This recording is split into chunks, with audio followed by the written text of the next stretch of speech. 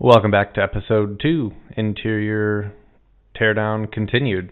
This is a super short video, guys. It's just me having an hour or so in the garage and just tinkering with some different pieces of trim. And you can see here is where I really dig in and figure out more of that rust and how bad it is. It ended up being a hole that goes all the way through on the right side.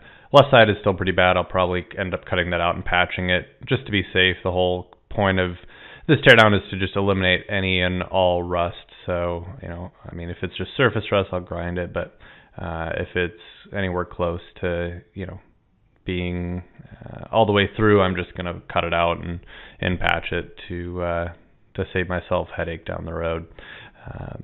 Like I said, most of this is just interior stuff and trim. I'm trying to get that center light out, the center trim piece, get some of the plastic in the back off, which I already took off earlier in the video, working on some of the vinyl and cardboard cutouts. You can see that I'm working on right here, trying to get the cardboard cutouts around the wheel well taken out. Saw a little shot of Garage Cat over there a second ago. The passenger side is mostly gutted.